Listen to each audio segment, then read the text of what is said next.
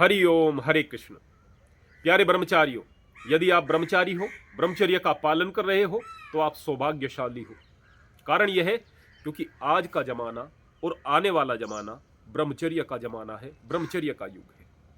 मैं अगर अपने बचपन के विषय में बात करूं तो गांव में बिजली नहीं थी, कोई ट्रैक्टर नहीं था, कोई गाड़ी नहीं थी, कोई बाइक नहीं थी, कोई गैस का चूल्हा नहीं था, कोई भी खर्च का सामान था नहीं। पढ़ाई लिखाई फ्री में हो जाती थी सरकारी स्कूल में, कोई किसी प्रकार का खर्च नहीं था।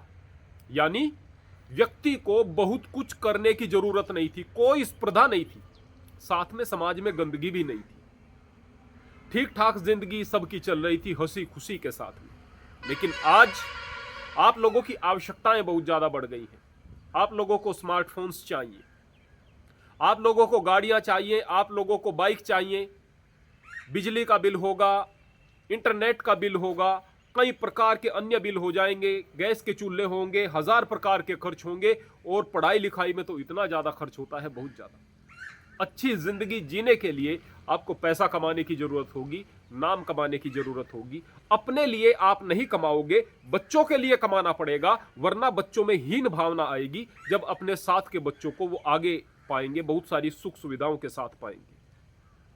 जब समझदार होंगे तो समझदार होंगे कि उनको समझाया जा सकेगा कि ज्यादा सुख सुविधाओं की आवश्यकता नहीं, अभी तो बच्चे हैं, बच्चों के लिए करना पड़ेगा। तो अपने आप को योग्य बनाना है, इसलिए कि आप कामयाब हो सको।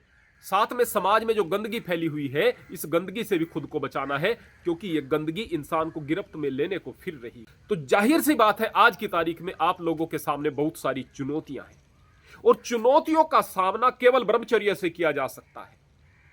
आज की तारीख में डिप्रेशन के जितने मरीज दुनिया में हैं, इतने कभी नहीं थे। एंजाइटी के जितने मरीज हैं, इतने कभी नहीं थे। आत्महत्या जितने लोग कर रहे हैं, इतने कभी नहीं करते थे। परेशान हैं, दुखी हैं, जीवन से तंग आ चुके हैं, हार चुके हैं। कारण क्योंकि ब्रह्मचर्य नाश का सामान मौजूद है। कारण क्योंकि दिमाग पर अतिरिक्त प्रेशर है, लोग आगे निकल रहे हैं। इस भागदौड़ भरे जमाने में, तेज जमाने में अगर इंसान पिछड़ गया तो भी डिप्रेशन का शिकार हो जाता है। चुनौतियां हैं और आम आदमी चुनौतियों से घबरा रहा है। आम आदमी के सामने चुनौती आती है तो वो टूट कर बिखर जाता है, परेशान हो जाता है।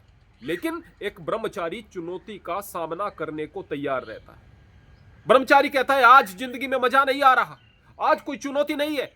एक ब्रह्मचारी चुनौती की आंख में आंख डाल करके चुनौती को परास्त कर देता है, उसको ठोकर मार करके उसको गेंद बना देता है। चुनौती नहीं टिक सकती है एक ब्रह्मचारी की तेजस्विता के सामने। एक ब्रह्मचारी का संकल्प ऐसा होता है कि दुनिया भर की कामनियां या दुनिया भर की वासनाएं उसके चारों ओर आ जाए, लेकिन उसकी तेजस्विता के सामने सारी की सारी जल करके खाक हो जाती।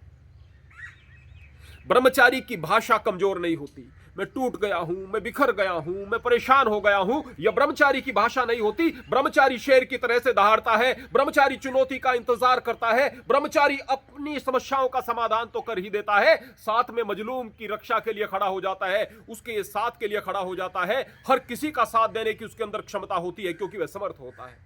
आने वाला जमाना मजबूत लोगों का जमाना है। आने वाला जमाना मेंटल टफ लोगों का जमाना है। अगर आप लोगों के पास में थोड़ी सी मेंटल टफनेस है, थोड़ी सी मेंटल टफनेस, तो आप दुनिया पर राज करोगे, वरना यह दुनिया आपको जीने नहीं देगी। इस तेज दुनिया में आप पिछड़ करके रह जाओगे। यहां वासनाएं बहुत सस्ती बिक रही हैं, यहां वासनाएं आसानी से उपलब्ध हैं। इन वासनाओं में आप लोग फंस करके रह जाओगे। मिट्टी में मिल जाओ या फिर दुनिया पर राज करो, यह आप पर है। वासना में घिर करके अपना विनाश कर लो, या फिर एक ब्रह्मचारी बन करके अपने शरीर को मजबूत बनाओ, अपने आप को योग्य बनाओ, फिर विवाह करके सदगृहस्थ बन करके अच्छी प्रकार से अपने बच्चों का पालन पोषण करो। फिर आप जब प्रौढ़ हो तो मजबूत प्रौढ़ बन करके बुढ़ापे को भी शान से जियो और बच्चों का मार्गदर्शन करो। यह है खुशहाल जिंदगी, यह एक ब्रह्मचारी की जिंदगी।